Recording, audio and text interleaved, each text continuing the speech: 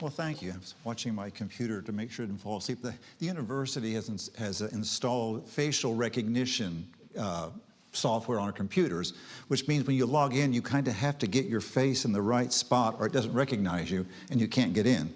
It's okay at my desk, but over here I was kneeling down in front of the computer before we got here, trying to make it come up for me. Should mention, actually my laptop is not connected to the system, so I'll be calling on the folks back in the booth to advance the slides for me, so you wonder why I'm clicking it and also saying slide here. All right, the friendship of George Whitefield and Benjamin Franklin. Some of you know something of this. Others of you thought, wow, do they actually know each other? When, of course, obviously they did from what we're going to be saying here. Whitefield, who has, of course, the church history appeal. We all think about this. His contribution to the Great Awakening in this continent, the Evangelical Awakening in Great Britain. And, of course, Benjamin Franklin, founding father, important figure in American history. What do we learn from looking at these two men? And I hope, Lord willing, we'll see some things about them to talk about what we can learn and take away from these people. So I want to start, first of all, slide, with two roads to Philadelphia, because that's where our two friends are going to meet eventually here. I want to, first of all, though, kind of set the stage. Slide. I want to look at these two men and how they each represent different trends in history in their own time that are, I think, educational, beneficial to us as well. Slide. First of all, let's think about Benjamin Franklin. Franklin, I say slide, represents the heritage of the Enlightenment. Now, I'm going to give a little bit of history review for those of you who haven't had world history or U.S. history a while. Enlightenment is this term we use for the 1700s, a time when the intellectual world stressed human reason, reason as our authority, reason as our guide to truth. How would you find the truth? I tell my students, in the Reformation, Luther said, look to the Scripture. In the Enlightenment, men said, look to human reason. And in a sense, Franklin represents that. Slide. In fact, we often use another term for this era, the age of reason. Starting in the mid-1600s up to about the French Revolution, which is kind of the climax of all of this emphasis here, Benjamin Franklin is a man of the Enlightenment. And that's an important thing to keep in mind as we talk about him. Slide. George Whitefield, a name that we know here. With Whitefield, we will have, slide, the heritage of the Reformation. And the pastor mentioned that, and you have to understand that Whitefield really saw himself as the heir of the Reformation. You know, they're very kind on these presentations to say, to do something dealing with church history, even if it's not specifically Reformation-oriented. But you recognize that anything you talk about in modern church history, you go back to the Reformation. And Whitefield's an example. For example, during the Reformation in the 16th century, the leaders of the Church of England, like Thomas Cranmer, once they had the opportunity to break with Rome because of Henry VIII and all of his idiosyncrasies. But the question is, how do we change this church? This is a church that everybody in England has to go to. Every parish in England has a church and a minister, and a lot of those ministers probably don't know any more of grace than a chair, as David Brainerd once used the expression. How do we do this? And one of the things that the Church of England did, they prepared a set of homilies, written sermons on the doctrines of the Reformation. And they prepared these, printed them, and sent them out and told all of these ministers across England, preach these to your church and learn them. By the way, learn them yourself while you're doing it. Well, in the 1700s, when George Whitefield was looking how to promote the gospel, he sponsored the reprinting of those homilies. And in fact, he wrote a preface, a foreword to these to talk about what they were and how important they were. The edition of the homilies I have on my Kindle at home actually has the Whitefield introduction in it as well. So we have here then, I say here, the heritage of the Reformation, or slide, the age of revival. The age of reason and the age of revival were kind of, basically contemporary. While you have a Voltaire in France, you have a Jonathan Edwards in North America, for example. And I'd like to make this comparison. Let me give you an illustration. Slide. This comes from Martin Lloyd-Jones, who used to give annual history lectures in his church-sponsored conferences. And he made this point once, that what did Christians do when they faced the age of reason? Slide. For example, this man is Bishop Joseph Butler. Butler was a bishop in the Church of England, and as he faced the challenges of the age of reason, the challenge of reason, he had the idea that some Christians had, let's use reason to defend Christianity against its foes. Slide. And so he wrote a work called The Analogy of Religion, which was basically a rational apologetic for the Christian faith, particularly against deism. And this book had a certain popularity. Apparently, if you were a student at Oxford or Cambridge in the 1700s and into the 1800s, you'd be expected to read this book at some time. However, slide, Butler once had an encounter with John Wesley. And of course, Wesley, there were differences between Wesley and Whitefield, but they certainly agreed on spiritual matters quite well. And this meeting didn't go necessarily well. Bishop Butler thought that Wesley was just a little bit too extreme, a little too rambunctious. He's not respectable enough. The methodology he's using, the people he's involving, it's just not quite what Bishop Butler thought should be done in the church. Wesley was more respectful of Bishop Butler, but he said, you know, this book that he wrote, it has many good things in it, but most people couldn't understand it to gain anything from it. And he thought that the presentation of the gospel needed a different emphasis, a different presentation as well. And so this kind of shows what I think of as this contrast between the age of reason and the age of revival. Slide. So let's talk briefly, and I say the life of Whitefield. I am not going to go through the whole life of George Whitefield, nor the whole life of Benjamin Franklin. We don't have enough time for that, for one thing. But I just want to make some points, especially when we start comparing the two men. Slide. Now, these are a couple of books on Whitefield. The first one you see on your left is the Dallimore 2-volume biography, which of course, as mentioned, has now been condensed into a single volume. Dallimore is really an excellent devotional biography of George Whitefield. And even the 2-volume, if you ever come across it, has a lot to say for it. I have a friend, former colleague at the university, now works for Gospel Fellowship Association Missions. He really had what I'll call he had a personal theology of the Sabbath. He didn't think the Sabbath should be spent on anything, secular. And so one of the things he did on his Sabbath reading was read through the 2 volumes of Dallimore. I don't know how long it took him, but he read through it and he really appreciated how much he gained from it. So if you want to read a good devotional biography of George Whitefield, Dallimore is the place to turn.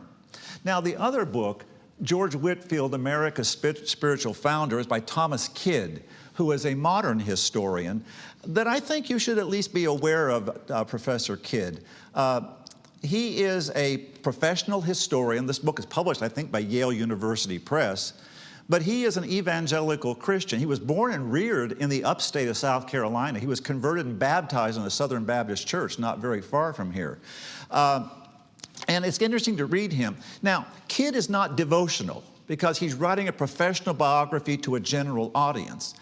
But I have learned from reading his work that you can appreciate the difference between how Thomas Kidd approaches a topic and how others do as well. You realize when you study history, okay, it's like any field, any professional field, your field is dominated by liberalism. And historians can be, I remember the textbook I used for a course I took on Reconstruction history was by a Marxist, for example. And when you start reading Kidd in comparison to the large general, you start realizing how much we as Christians can appreciate him, even though he's not drawing out the same specific kind of lessons that Dallimore would. And so I recommend Kidd to you as well. Well, anyway, slide. Briefly looking at Whitefield, his upbringing was difficult. His mother was widowed, and then she remarried, and that divorced. So he had kind of an unsettled, despite his mother doing all she could to take care of him, it was kind of unsettled. They ran a bar, and Whitefield, as a young man, spent his time serving drinks to the various customers there.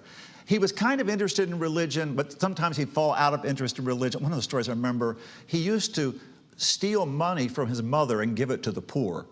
This was the kind of mentality he had. However, slide, he eventually was able to go to Oxford on essentially what we would have called in my days at Bob Jones a work scholarship. And there he met John and Charles Wesley and several other young men who were part of what got nicknamed the Holy Club, because they were very dedicated to cultivating the spiritual life. And they did this by very disciplined, methodical practices, regular days of fasting, regular visitations to the sick, the poor, to those in prisons, regular readings, regularly scheduled prayers. The Wesleys seem to think if we could put ourselves under this kind of regular spiritual discipline, this will contribute to ultimately our spiritual profit. And Whitefield did this as well. In fact, he got basically ill trying to follow all of this so rigorously as well. And the problem was it didn't answer his heart's yearning. Slide. So it was actually finally one night while he was at Oxford, while he was in his room under this terrible conviction, he suddenly experienced the new birth. He felt the work of regeneration, and he was converted then. And then things began to change. In fact, he was born again. And there's a story you'll often hear. Some woman asked Whitefield once, "Mr. Whitefield, why do you preach so often on ye must be born again?" And he said, "Well, because ye must be born again." Now, I have to admit, I tried to track that story down, couldn't authenticate it. I found the same story credited to John Wesley. And I thought, well, Wesley and Whitefield both agreed about that, so maybe that's not too bad here. But the new birth became his theme from that point on. Slide. And in fact, in addition to preaching throughout the British Isles, he also came to British North America, not the United States, we aren't there yet, but to the colonies, the British colonies there, preached 7 tours up and down the colonies there. And in fact, this is what we often think of as the great height of the Great Awakening revival in colonial America here as well. So there's Whitefield. All right, slide. How about Benjamin Franklin? Let's look at him. Slide. If you want to read about Franklin, there's 2 works I might recommend to you. One is to read Franklin's autobiography. It's a classic of American literature. It's very readable. I mean, Franklin was a good writer. He's very engaging. He's very witty. He had a sort of a dry sense of humor that often came out in his comments, and we'll even see tonight, I think, here as well. And so if you ever have a chance to read it, it's available on the internet if you want to download it from there and read it sometime.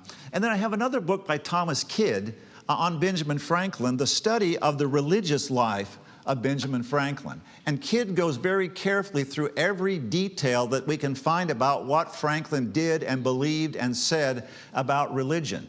And it's a very interesting, though I'll have to say to a Christian, a somewhat sad account to read. But I can endorse it there as a good coverage of what Franklin said and believed. Well, slide. Franklin, there we go. Franklin was brought up in a godly family. His parents were Christians. His father had high hopes. In fact, his father, when Benjamin Franklin was a boy, hoped his son would go into the ministry. And he taught him, he catechized him, he learned scripture. Franklin's sister, Jane, was a testimony to him throughout his life. The correspondence between them, she was constantly reminding him of the gospel and Bible truth and so on here. I thought it was interesting that his father impressed upon him a verse from Proverbs 22:29. "Seest thou a man diligent in his calling? He shall stand before kings. He shall not stand before mean men." And Franklin kind of picked up on that. But as you might guess, he sort of secularized it. Diligence, hard work, giving yourself to a calling. These were all the virtues that Benjamin Franklin endorsed here. Slide. He eventually found success in occupation initially as a printer, or as actually a publisher. Yes, he was a printer. Slide. This is a representation of Franklin in his printing house.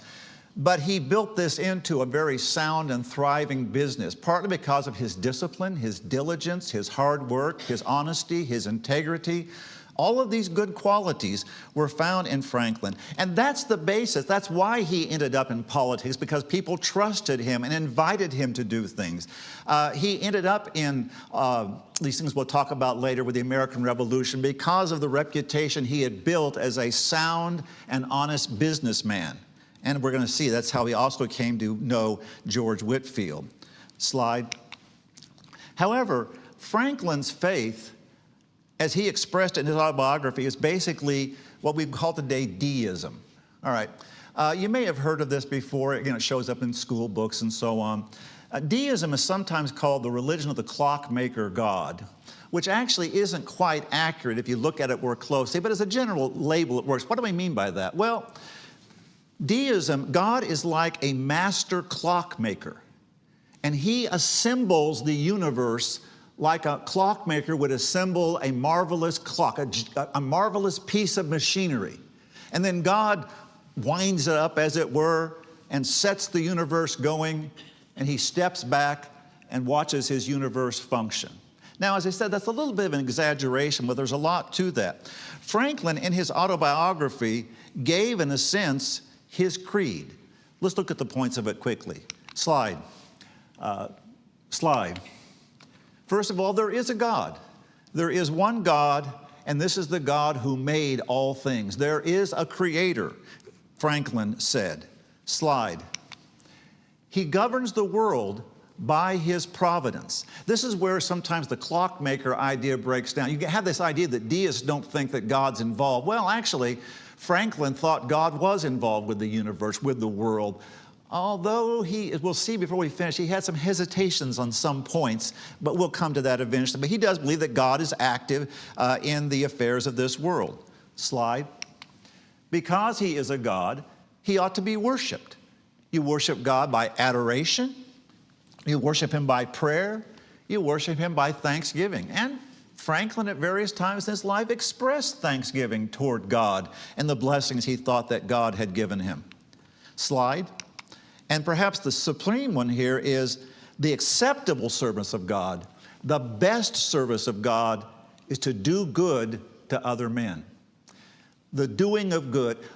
I suppose Franklin would have embraced the last half of the Great Commandment, love thy neighbor as thyself, as the epitome of what real religion was all about. Slide. He did believe in the immortality of the soul. He thought there was an afterlife, and he thought he was going to enjoy the afterlife. He hoped that he would, at least, as we'll see. And then finally, slide. God will certainly reward virtue and punish vice. Either he will do that in this life, or he'll balance things out in the life to come. That is what Franklin said was his creed, his belief. And you can read it in his autobiography. We'll actually come back to this before we finish this evening, Lord willing. Slide. All right. An example of how Franklin lived his moral life is a particular, what he called a bold and arduous project of arriving at moral perfection. How can someone perfect himself?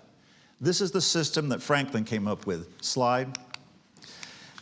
He listed 13 moral virtues that he thought a person should practice in life. And you see here, this is basically a chart. He made these charts for himself to follow. This is actually a typeset version of what Franklin did. And you see on the top the days of the week. And along the side of these virtues, of course, all you have is a letter here or initial. These are things like, just a second here, temperance, frugality, cleanliness, chastity. At the bottom, H is humility. I thought it was interesting. He defined humility as imitating Socrates and Jesus. And what he said you should do is every week he would do one of these virtues. And he would give attention to this virtue. And if he found himself falling short in some way, he made a little mark. You see the dots marked on this chart, for example. He'd make a dot, say, oh, I failed on this, or I need to improve on this in this way. And then the next week, he'd go to the next virtue. And of course, with 13 virtues, you would go through the whole list 4 times in 1 year. Each week, you would focus on one virtue and work on perfecting it then as well. Franklin did say, I was surprised to find myself so much fuller of faults than I had imagined. After following this for a year, He kept doing it periodically somewhat after that, then later with the pressure of business and life, he eventually stopped doing it and it dropped off. Now, I don't want to be too heavy-handed, but I think most of you see where I'm coming from.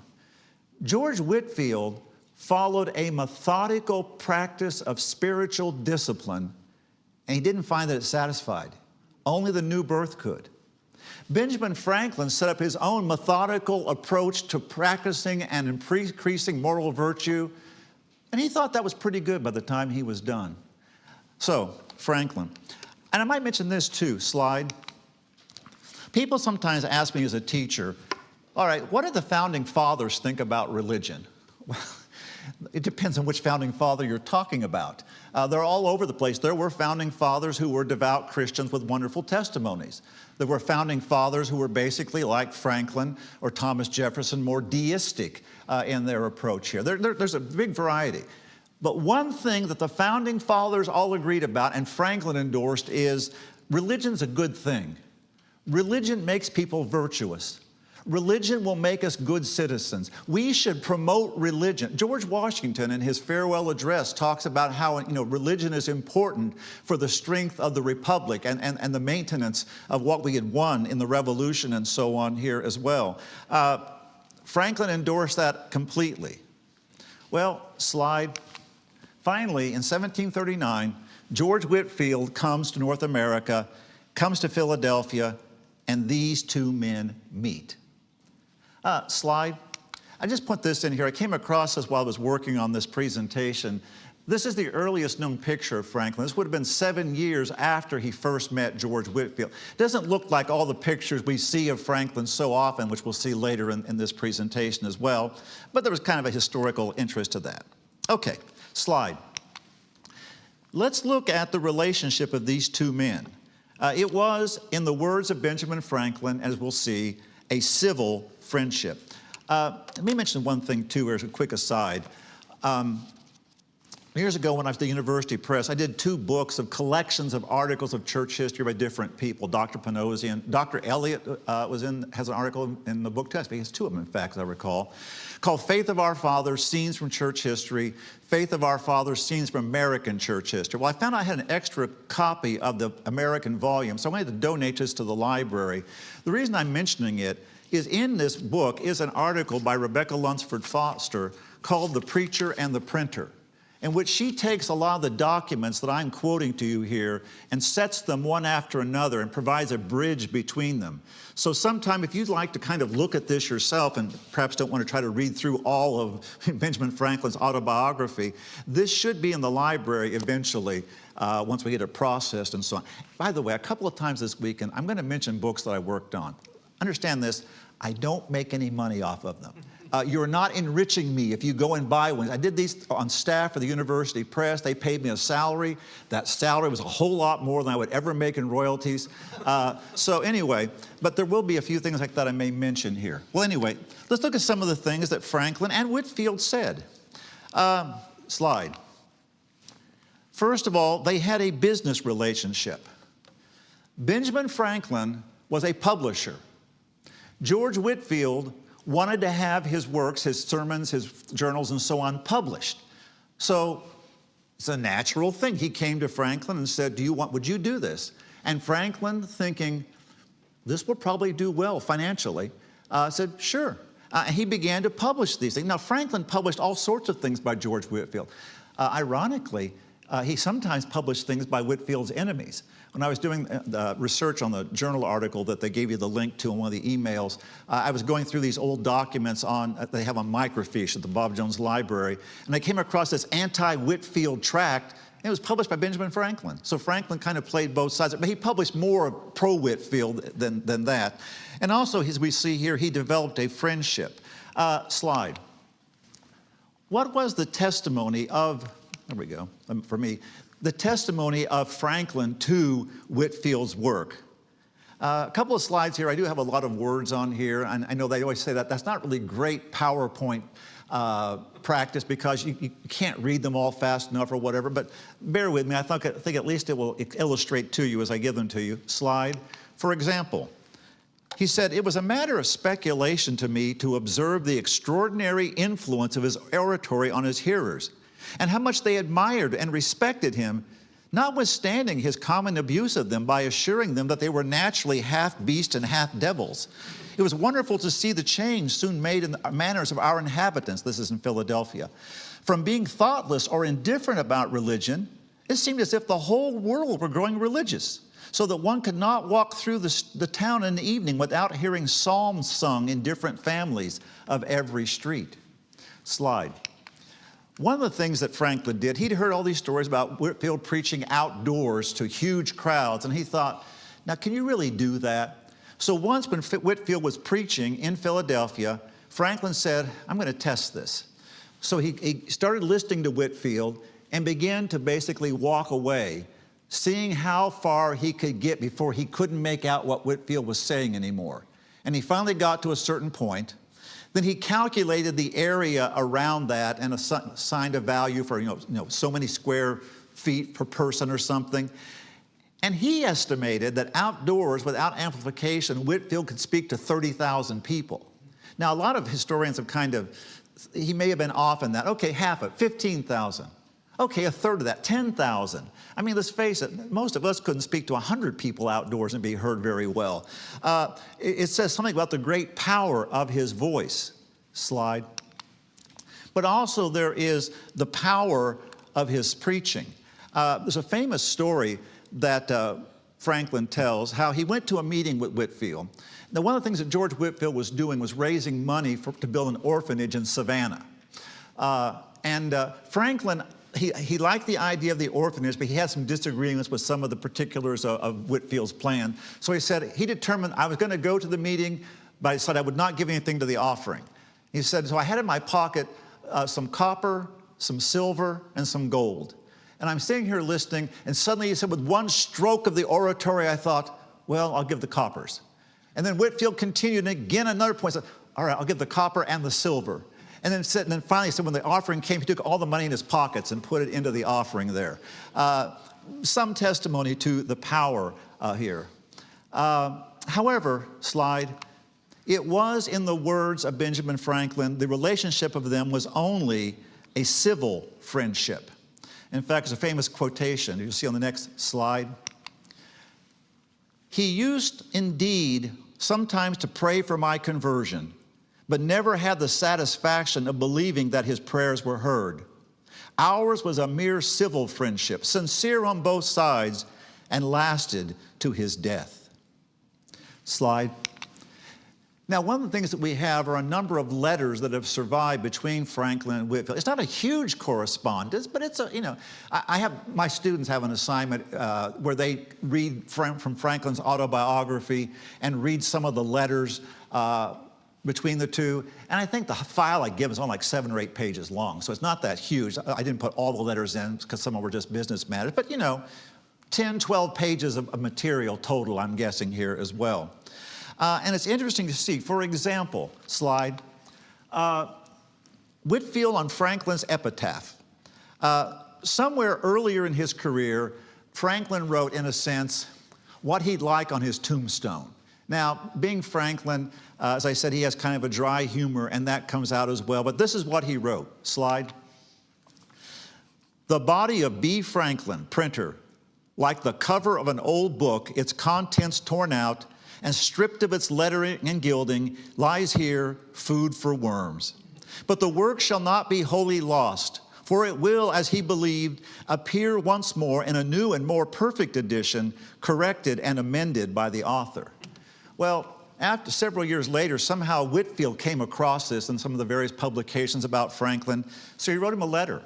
And he said, "I have seen your epitaph. Believe on Jesus and get a feeling possession of God in your heart, and you cannot possibly be disappointed of your expected second edition, finely corrected and infinitely amended." Slide. Likewise, Whitefield wrote to Franklin about one of the famous incidents in his life, which every school child in America at least learns. Slide. Benjamin Franklin and his experiments with electricity.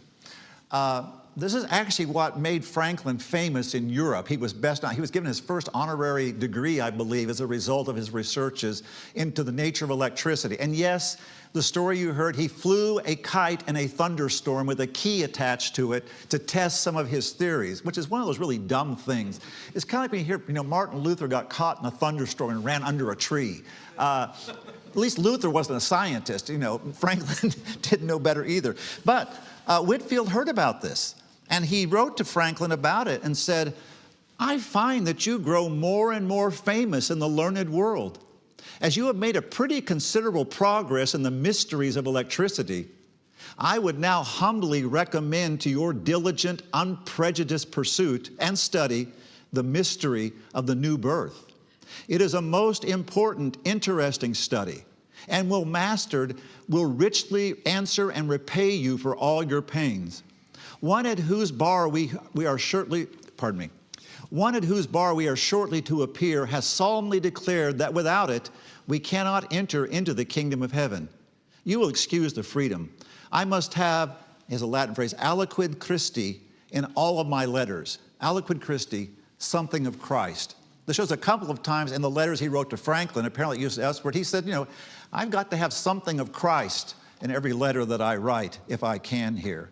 And that was his testimony here. By the way, just trivia, this painting is actually by Benjamin West, who was one of the well-known painters of born in America, worked in England of this era, a leading figure. They have several of his paintings in the BJU in their collection, so on as well. So I mentioned that for what it's worth here. Slide. And there's a letter here that I found interesting when I read it that I don't see commented on quite as much. A lot of people will talk about the things that I've been mentioning here or write about them. But it was a letter which Franklin wrote to Whitefield about setting up a colony on the Ohio River. Slide. We see here Whitefield, and then this is actually Franklin as he appeared when he was in France. He wore this kind of coonskin cap sort of thing, or beaver cap, whatever it's supposed to be, to show that he was kind of a, rugged American type. But it fits here, so I use it. But he wrote to Whitefield and said, I sometimes wish that you and I were jointly employed by the Crown to settle a colony on the Ohio River. I imagine we could do it effectually and without putting the nation to much expense. What a glorious thing it would be to settle in that fine country a strong body of religious and industrious people. You notice he puts the two together there.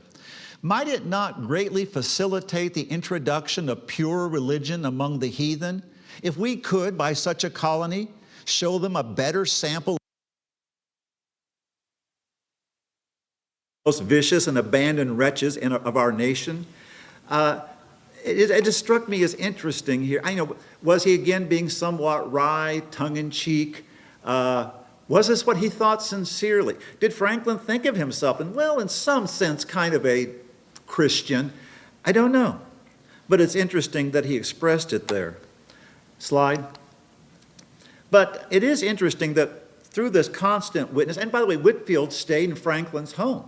They mentioned that in their letters there. To each other. So this was actually a fairly, I don't know if they were the closest of friends, but they were very well acquainted with each other.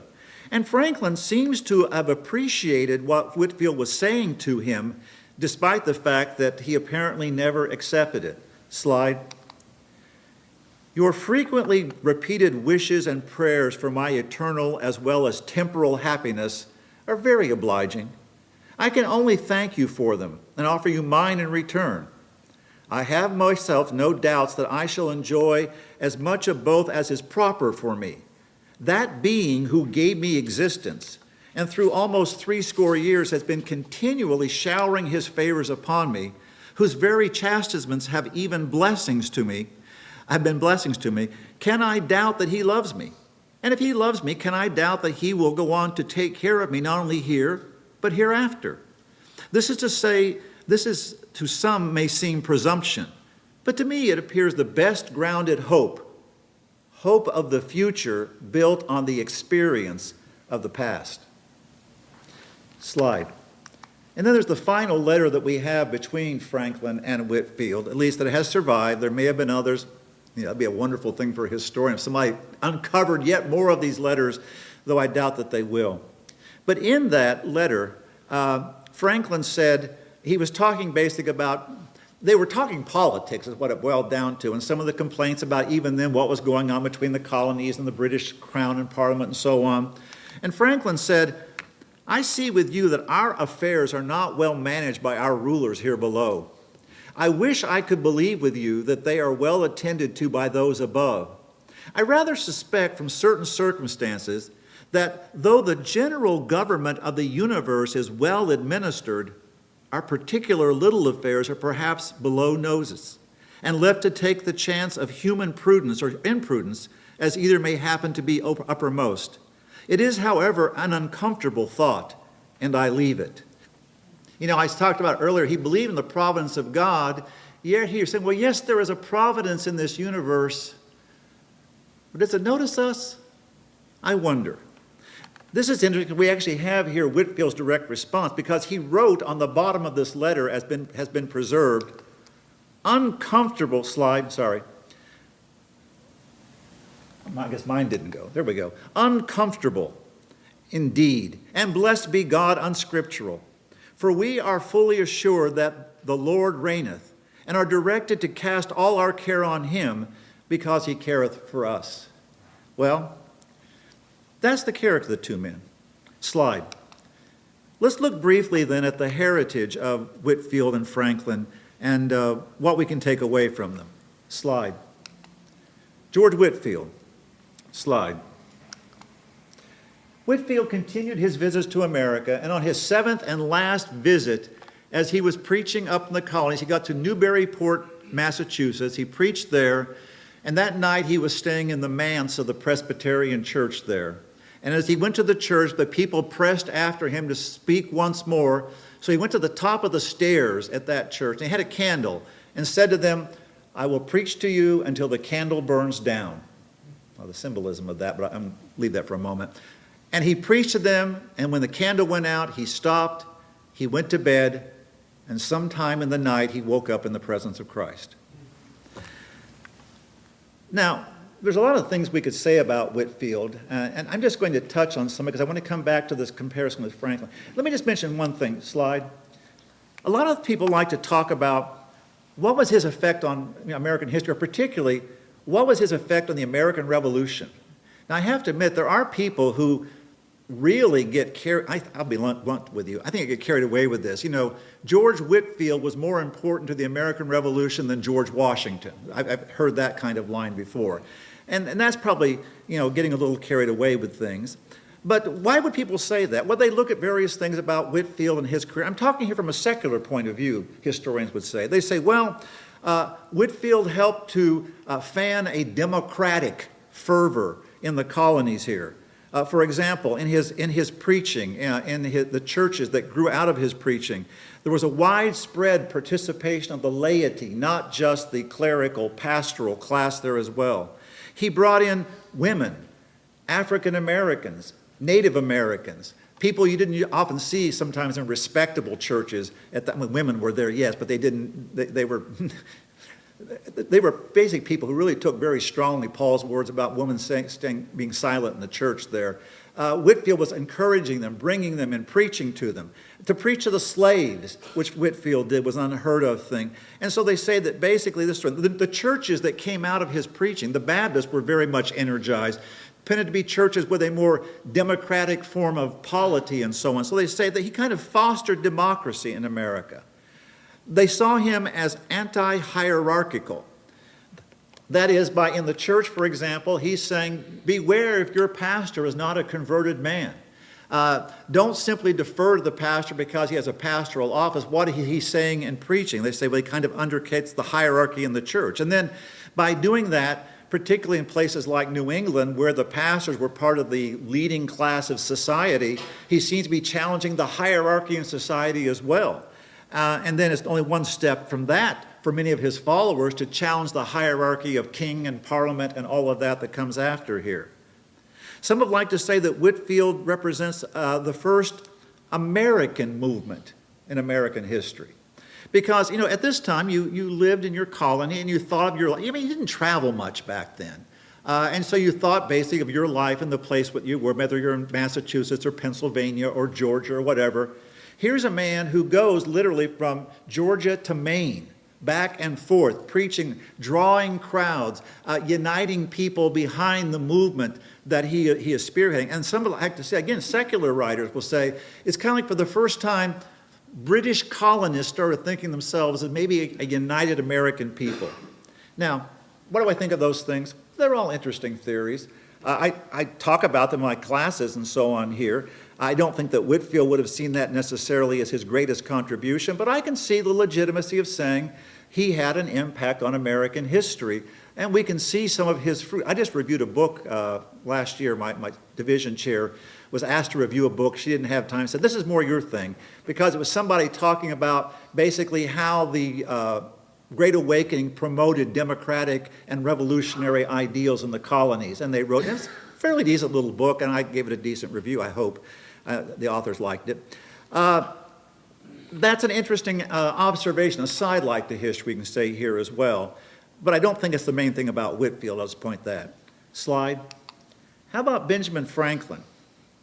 Slide. Now, when you study Benjamin Franklin in American history, and most of us in the here have had somewhere, we've studied some American history, I hope. We have in here these things that there was his work with the Continental Congress. He was on the committee to draft the Declaration of Independence, although Thomas Jefferson did the bulk of the work there as well. He served as a minister, the ambassador, if you will, to the nation of France, where they negotiated the alliance with France, which was the turning point in the American Revolution. It was the French intervention on our behalf that helped us to defeat the British and win our independence, and Franklin had a role there. Franklin was there at the Constitutional Convention, participating in the writing of the founding document of our nation. Slide. This is a famous painting of that meeting, of that time here, by Howard Chandler Christie. If you look at this, of course, you see George Washington standing up on the platform looking really kind of magnificent there. But if you look in the middle of the picture, kind of looking out on us, it looks to me like he's almost half smiling. There's Benjamin Franklin saying, see, we did it. All of these are what we think of his contributions here. But how did his life end? Well, we do have a picture of that. Slide. His final religious comments. He was contacted by the president of Yale, Ezra Stiles, a Christian man who had known Franklin for years. They'd had acquaintance. And as Franklin was nearing death, Ezra Stiles wrote a letter. Slide. And in this letter, which for some reason he did part of it in third person here, he said, you know, sir, that I am a Christian, and would to heaven all others were such as I am, except for my imperfections and deficiencies of moral character. As much as I know of Dr. Franklin, I have not an idea of his religious sentiments. I wish to know the opinion of my venerable friend concerning Jesus of Nazareth. And Franklin replied to him. First of all, he said to him, you desire to know something of my religion. Is the first time I have been questioned upon it. Now, I heard a lecture by Thomas Kidd once and said, why did Franklin say that? I mean, his parents had done that. His sister had done that. George Whitefield had done that. But yet, for some reason, he says, I have never been asked the question before. But anyway, he goes to say, but I cannot take your curiosity amiss and shall endeavor in a few words to gratify it. And then he gave the deistic creed that I gave you earlier, that deistic creed that he put in his autobiography, pretty much to the word. He said, this is what I believe. And then finally, at the end, he said this, slide. As to Jesus of Nazareth, I think his system of morals and his religion, as he left them to us, to be the best the world ever saw or is likely to see. But I apprehend it has received various corrupting changes, and I have some doubts as to his divinity, though it is a question I do not dogmatize upon, having never studied it, and think it needless to busy myself with it now, when I expect soon an opportunity of knowing the truth with much less trouble. And a few weeks later, Benjamin Franklin died. slide. Well, we think about the various contributions of Benjamin Franklin to a United States history. They're obviously very rich, manifold. There's a lot of things we could talk about here. But I do want to mention one that I don't think I've actually heard anyone talk about this. Maybe I missed it. Maybe Dr. Matsko or some of the others can say, oh yeah, and actually so-and-so discusses this. But what struck me is the contribution I don't think Franklin ever thought about. Slide. That he spread the gospel in North America by the publishing of the sermons and writings of George Whitefield. That all unknowingly, Benjamin Franklin was an instrument of propagating the gospel to the colonies, ultimately to this country. So, that's my presentation on the friendship of Franklin and Whitefield. I'll be glad to take any questions you might have if I can answer them. If not, I'll defer to somebody else. I don't know. Don't be shy. It's okay if you don't. Okay? Yes, Paul? What are descriptions of his voice, of Whitefield's voice? Like, in the back of my mind, I just thought that he had a really very high-pitched voice. That's what it carried. I'm going to repeat the question for benefit of the webcast. Ask about other descriptions of Whitefield's voice. Actually, Franklin, in his autobiography, takes a little time to talk about the quality and timbre of Whitefield's voice and how remarkable it was. I've heard Whitefield's voice likened to the sound of a bell, the clear tones of a bell, which may be part of how he was able to project so well. So, as far as I know, his abilities as a speaker seem to have been remarkable, and that's part of the gifts that God gave him. Yes? Was he asthmatic? The question was he asthmatic? I don't know. Has anyone read that? There's some question about him dying with a massive, like an asthma attack. Yeah. That's right. Actually, there in Newberrytown? Newburyport. Right, because we actually went there and actually saw his grave and all that. And they had told us that he went to a window and threw the window open. Have you been? No. Okay. That sounds familiar to me. And I would say that's probably right. I do know that sometimes when he had trouble, he would think if I could just get preaching, I'll get my preaching voice, my preaching tone, my preaching breath, and that will help me through this. So there may have been some problems, especially in his later years. So he was 25 when he met Franklin. Yeah. Roughly, around there. And he'd only been converted for about 5 years or so. He was around 20 when he was saved. So it's kind of quite amazing to like him make such an impression, that young. Yeah. Franklin was older, but Franklin outlived him by, 20 years. Yeah. Yes, Tim. You mentioned that, I guess Franklin had a belief in perfecting himself to some degree. Is that connected to the same perfecting that Wesley was expecting through sanctification? Is that a sign that the two of them met? And then, or is that just something in society that we're thinking both in the same way? The questions about his Franklin's idea of self-perfection, Wesleyan perfection.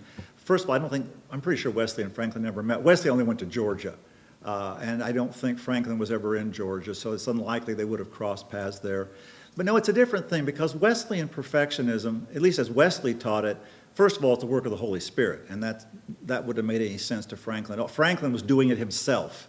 Wesley thought it had to be God doing it. And also, Wesley would say that although he believed in the possibility of Christian perfection, he didn't think much of anybody had ever done it. He knew like one person that he identified as well with this as well. By the way, if you're interested in this, years ago, Dr. Edward Panosian did an article in the journal over at Bob Jones on Wesley's doctrine of Christian perfection. I don't know how readily that is. If you want to email me, I can find that, I think, on my computer and send it to you if you'd like to read Dr. Panosian's description, the qualifications. It's interesting. Wesley's view of perfectionism is not exactly what a Wesleyan holiness church would teach today, but that's another story entirely. Yes? are you familiar with William Law? Yeah, Mhm. did he make some of that influence of the very, like, hyper-discipline, self-discipline? I wonder, did it affect even Franklin as a, even though he was a Christian explicitly, I'm wondering, did that influence, were there men like Law that were influencing even Franklin's kind of? Well, William Law was a spiritual call to a devout and holy life, which actually influenced Wesley. Right. It's a book of kind of, well, like what Wesley was trying to do, staunch, methodical, disciplined spiritual practices as a way to spirituality. Though some critic, I can't remember who it was, said there was a little bit more of law than grace in his writing. Sure. I saw no indication that Franklin did not do a lot of theological reading. Most of what he did tended to be in either philosophy, science, things like that. He read some sermons, as he mentioned there, but I don't recall him ever showing an acquaintance with that particularly. Because in a sense, what Franklin was doing is what the Enlightenment was saying. Humans can perfect themselves. You're born good, and you just make yourself better. You know, the Masonic order, their slogan when they were founded was, taking good men and making them better. Well, they were born in the Enlightenment. That's kind of reflecting that philosophy. I think that's where Franklin was coming from. Oh, wow. Yes. How much face-to-face interaction does you actually have? How much face-to-face? Well, you know, he's staying in Franklin's house occasionally. So they would have probably eaten meals together, talked together. It would have been whenever Whitefield was in Philadelphia, because I don't think Franklin ever traveled anywhere to hear him. But Philadelphia was one of the main bases for Whitefield as he went up and down the colonies there. But that's why they wrote letters to each other, because that was the only way they could communicate. You know, and some of those letters are things like basically Whitefield talking about the business matters of publishing and distributing things, for example. So, yes, John. You mentioned Whitefield preaching to the slaves, which of course was kind of counterculture, I suppose. And then Franklin, in later years, became an abolitionist. Was there any connection between those? Yeah, Whitefield preaching to slaves, Franklin's later abolition. Probably not, because Whitefield wasn't an abolitionist. Although Whitefield preached to the slaves and he chided the masters who would not let their slaves hear the preaching, he had no problems with slavery himself. In fact, one of the blots on his career that you hear about is that he supported the establishment of slavery in Georgia because he thought Georgia needed slavery for economic prosperity. And that's one of the things in the modern woke culture that you often hear thrown at Whitefield. And it's regrettable. I can't deny that. It's interesting that some of Whitefield's followers became abolitionists in their sentiment, but Whitefield himself wasn't. Yes, ma'am. Do you know much about how Benjamin Franklin responded to George Whitefield's death? Oh, how did Franklin respond to Whitefield's death? No, I don't. I'm trying to remember. I read that's in the autobiography just recently again. I don't recall anything particular of being mentioned about that. Not that I know of. I'll have to say that. I'm sure he was saddened. You know, whenever you have a friend pass away, but it doesn't seem to have been a major thing to him from anything that I've read about it. Oh, more. Yes, sir. Yeah, so when the Congress was in Melbourne in 2018, we did a tour of Philadelphia, and I was put in contact with a lady who works with preservation of, the founding fathers. She's living in a law college and various things in the Philadelphia area. I was talking to her on that tour, and she'd done some work in Franklin. And she came across a record, I'm just curious if you ever come across this, that he invited a lady to visit him right at the very end of his life, the last days. And that lady gave testimony that on his deathbed, he confessed that Jesus Christ was God. Hmm. I'm resting in mind that I've got a booklet that she printed with that record. My memory is sketchy, but I'll let us into you and see if you Sure. come across it or are aware of it. But she told the group at the Congress that she had hope regarding Franklin's final conversion in his life. Yeah, the story, was there a final conversion? I'd have to know the provenance of the thing. Was this somebody saying years later, this is what? I'd have to know the details. Because there's stories about Darwin being converted on his deathbed, which are not very true. But I have wondered to myself, okay, this is speculation entirely. He writes this letter to Ezra Stiles, says this, I'm not worried about the deity of Jesus Christ. What happened between then and the time he died? And I say this reverently, only God knows. And for the sake of Mr. Franklin, I really hope that there was a last turning. But I've never seen any evidence. And it's interesting, you mentioned this. A kid in his book on Franklin's religion makes no reference to any such thing. So he never came across it. Not impossible. Yeah, she came across it recently. Like, I'm talking in like 2016. Okay. Very recent. She was a letter connected to this lady. But I would need to record it right now. But I will, if I find it, I'll send it to you. Okay. Well, it's like Abraham Lincoln, that somebody wrote him a letter while Lincoln was president saying, oh, I'm glad to hear of your recent conversion, and da-da-da, and so on. That's the only thing we have. Lincoln never said anything. Lincoln never wrote anything about it. You hope. I mean, really, I'm not trying to be cynical. You hope for the best for these people because, that situation is determined. But I'd have to be careful about evaluating, looking at it, seeing where it came from. Was another hand over here? Yes, sir. I've seen at least one picture of Franklin in a Masonic apron. Was his sort of deistic view of making oneself better enhanced by that Masonic membership? That's a good question. Franklin, like a number of founding fathers, including George Washington, was a Mason. And so would he have found that? Frankly, the Masonic teaching is essentially deistic. And so it would fit in very well with that. So was it a matter of that shaped him? Or did he find that agreeable so he joined them because of it? The two would reinforce each other. But how much that's a source of his teaching, it's hard to, because he just talks about it in his autobiography like, oh, I came up with this on my own. Well, Charles Finney told everybody he came up with his theology on his own, even though it sounds like a lot of other people's theology. So maybe he did, but that could have been an influence. At least the two would have been consistent with each other. Masonry, deism, that's really where they're coming from. And the industry, the personal industry tends to go with it. Yeah, Franklin is a great model for hard work, industriousness, application. You think of the Poor Richard's Almanac and all these wonderful proverbs that he gave about, penny saved is a penny earned and so on. That would kind of fit in there as well. And some of these things reflect Christian truth. Let's face it, but they reflect it, but they fall short. Okay? Any other questions? Oh, yes, sir. I know that Franklin was in France during the Revolution. Was he familiar with people like Rousseau and Robespierre and Jean-Paul Marat? Okay, Franklin was in France, but that was obviously before the French Revolution. That's, of course, when Marat and Robespierre were all big. So if he encountered them, they weren't anybody important at that point. And they would have been 1789, 1770s. They would have been younger men.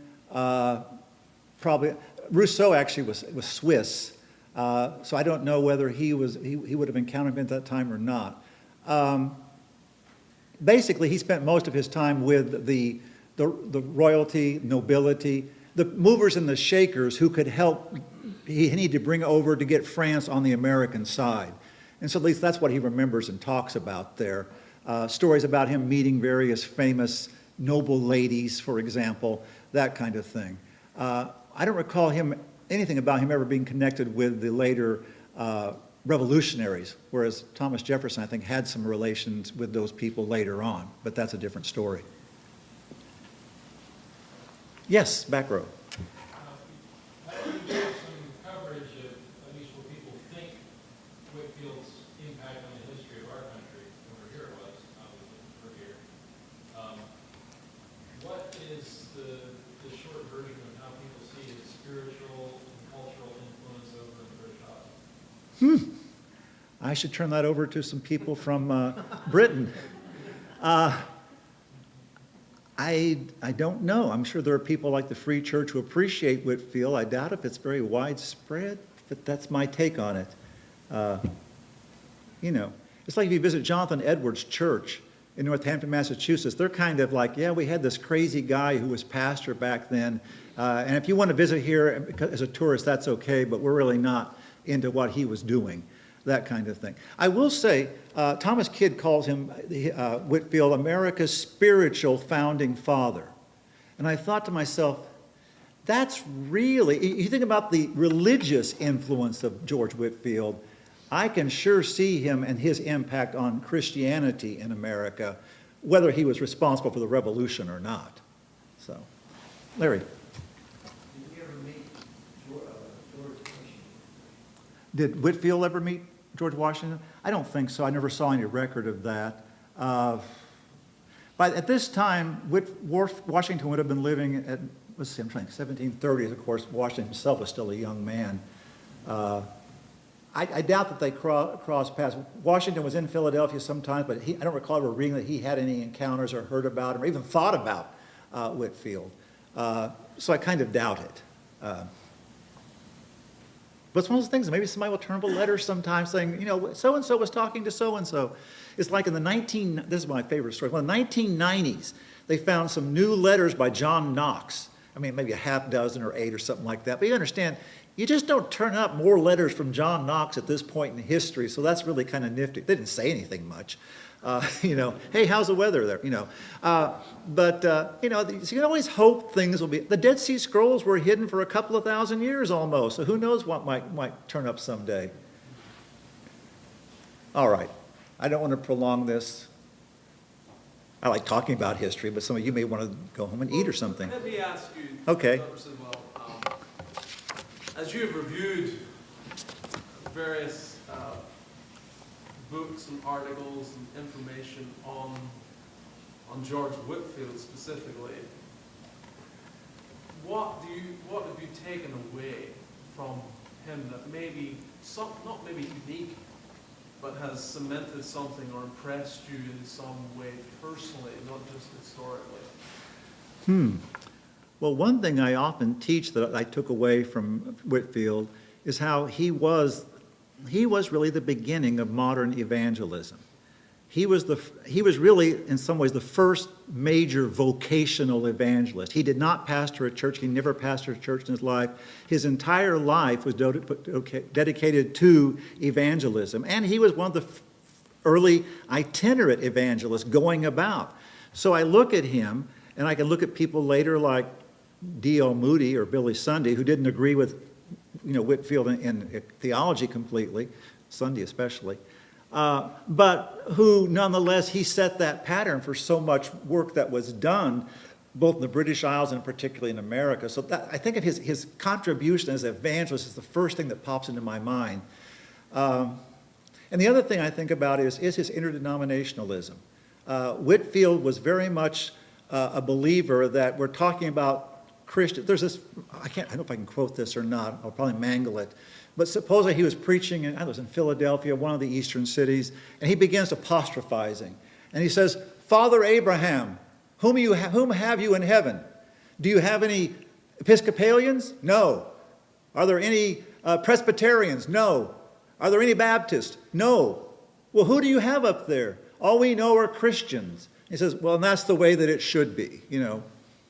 That kind of spirit appeals to me very strongly because that's one of the things that Bob Jones University stands for, a non-denomination. Yes, your Presbyterian or Baptist or even Methodist heritage may be important to you, but the main thing is the gospel, and Whitefield was dedicated to that. So that comes out there. I hope I quoted that Whitefield somewhat close to what he actually said. All right. Pastor? Yeah, we'll sing again, I think, around the very there, and then I'll make some closing remarks.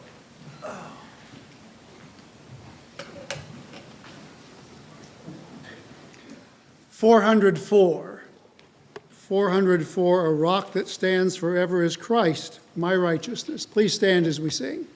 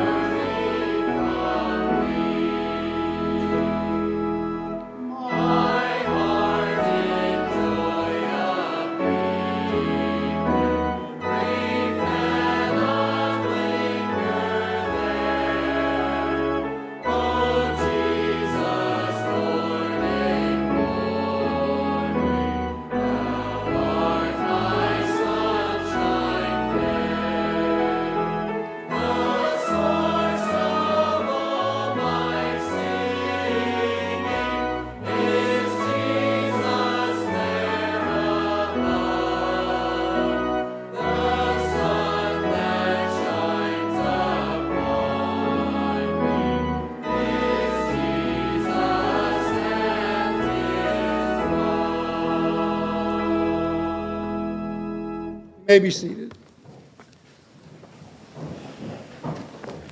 Once again, I want to, on everyone's behalf, express thanks to Dr. Sidwell. I thoroughly enjoyed that overview of the relationship and friendship between two significant characters in history. We encourage you to return and bring others with you. Sunday morning, 9:30, our Sunday school hour, Dr. Sidwell will be speaking to us again. It shows you can live your life and have significance, and yet how we measure a person's life is not really going to contribute at all in how the ultimate assessment will be made. Our Lord will assess every life, and people can have an impact in this world, and yet they will perish. They will be cast off. They will be found in the left hand, as it were, and told to depart. Whereas anonymous individuals, completely unknown to the world, will be received in because the way they live their lives, as much as they did it unto the least of these, my brethren, ye did it unto me. Enter thou into the joy of thy Lord. So we want to make sure we have the approval that matters, and I think there are lessons we can learn from both these men.